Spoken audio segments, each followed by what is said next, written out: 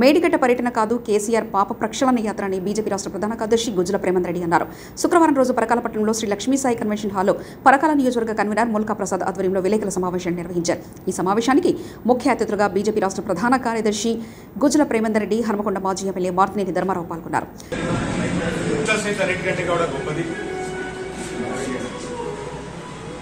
ఈ యొక్క విశ్వాసతను ఓడిపోయిన నాయకులు మాట్లాడితే చాలా ఆశయంగా ఉంటుంది. ఈ యొక్క ఆశయం ఎంతవరకు పోయిందంటే ఈ దేశంలో మైనారిటీలకే మొదటి స్థానం అయ్యాలి, మైనారిటీలకే పూర్తి రక్షణ ఉండాలి, మైనారిటీకే ఫలాలు అందాలి, ఫలితాలు అందాలని చెప్పేసి మన్మోహన్ సింగ్ గారు 10 సంవత్సరాల పాటు ప్రధానిగా పరిపాలన చేశారు. వదలలేదు, ఎవరు వదలలేదు. ఏం జరిగింది? ఆఖరికి దేశంలో ఒక దుర్మార్గ పాలనకు అర్థమైపోయింది. 14 నుంచి ఇలాంటి వరకు, ఈ 14 నుంచి ఇప్పటి వరకు 10 సంవత్సరాల పాలనలో పార్లమెంట్ లో కానీ బయట కానీ ఒక పార్లమెంట్ సభ్యుడు కానీ ఒక పార్టీ కానీ జాతీయ పార్టీ కానీ పరికిరాని కమ్యూనిస్ట్ పార్టీ కానీ ఒక ఆరోపణ చేసి దాన్ని రుజువు చేయలేకపోయారు. ఆరోపణ చేయడం అవకాశం రుజువు చేయలేకపోయినా ఏది కూడా రుజువు చేయలేక పరిస్థితులు ఉంది. కాబట్టి మీ మీద విశ్వసనీయత అనేది కోల్పోయింది. జాతీయ పార్టీగా కాంగ్రెస్ పార్టీ దేశాన్ని పరిపాలించి అధిక స్థానాలు గెలిచి ఒక సందర్భంలో 420 స్థానాలు గెలిచింది.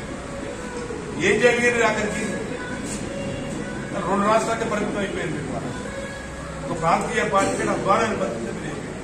కాబట్టి వాళ్ళ పోటీ నరేంద్ర మోడీ గారు, రాహుల్ గాంధీ పరిస్థితి తెలుసు. ఒక క్వశ్చన్ ఇస్తే డైరెక్ట్ ఆన్సర్ లేక పరిస్థితి, ఒక సాధారణ పౌరుడు ప్రశ్నిస్తే సమాధానం చెప్పిన పరిస్థితి, ఒక జర్నలిస్ట్ ఏదైనా ఒక ఇష్యూ మీద మాట్లాడితే దానికి సమాధానం చెప్పిన పరిస్థితి. ఈ రకంగా ఈ దేశాన్ని పరిపాలించేట అధిక సంవత్సరాలు పరిపాలించిన కాంగ్రెస్ పార్టీ యొక్క ధైర్యమైన పరిస్థితి చూస్తూ ఉంటే బాధలు ఉంటుంది.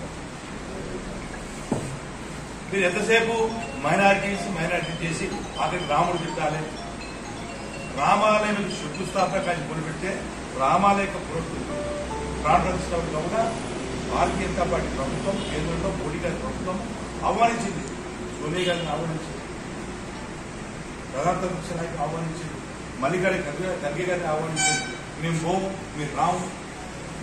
దేశంలో కూడా వాళ్ళ మనుషులు హిందువులు 85% హిందువులు ఉన్నారు. హిందువులు అవమానపరిచిందంటే ఇంతకంటే గౌరవం లేదు. మతరాజకీయం కాదు. ఈ దేశంలో పౌరులందరికీ కూడా ఫలితాలు అందుకునే వాళ్ళ